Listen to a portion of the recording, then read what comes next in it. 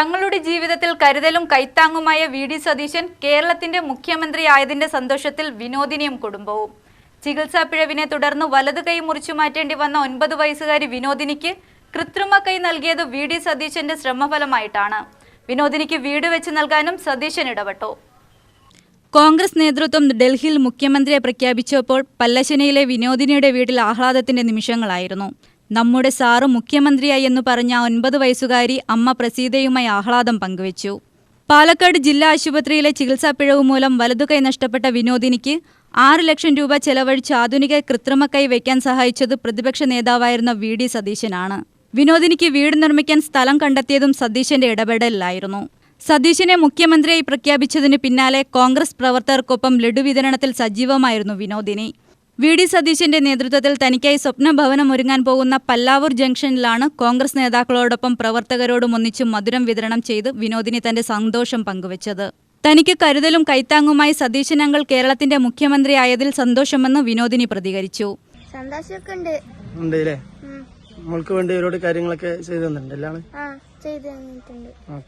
ഇനി മുഖ്യമന്ത്രിയെ കാണണമെന്ന ആഗ്രഹമാണ് വിനോദിനിക്കുള്ളത്. വീടിന്റെ നിർമ്മാണം പൂർത്തിയായാൽ താക്കോൽദാന ചടങ്ങിലും വി.ഡി. സതീശൻ എത്തുമെന്ന പ്രതീക്ഷയാണ് വിനോദിനിയുടെ അമ്മ പങ്കുവച്ചത്. നല്ലപോലെ വരിക്കാൻ സാധിക്കട്ടെ സാറിനെ നമ്മൾ പറയുന്നു.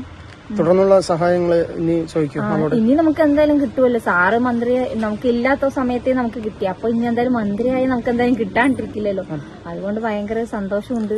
നമുക്കിപ്പോ എന്തെങ്കിലും ചെയ്യാനുണ്ട് പറഞ്ഞ സാറിനോട് പറഞ്ഞ സാറ് നേരിട്ട് ചെയ്തു തരുന്ന സാറല്ലേ. നമുക്കിപ്പോ ചോദിക്കുകയാണെങ്കിൽ നമ്മൾ ചെയ്തു തന്ന സാറാണ്. അപ്പൊ ഇനി ചോദിച്ചാൽ പിന്നെ പറയേണ്ട ആവശ്യമില്ലല്ലോ. നമുക്ക് ചെയ്തു തരുന്നു എന്തായാലും ഉറപ്പുണ്ട്. അപ്പൊ സാറ് നന്നായി ഭരിക്കട്ടെ. ആളെ കാണാൻ പോവാം. സാറ് വിളിച്ചാൽ എന്തായാലും ഞങ്ങൾ പോകും. കാരണം നമുക്ക് വീട് കെട്ടി കഴിഞ്ഞാൽ സാറാണ് താക്കോല് തരുന്നതെന്ന് പറഞ്ഞു.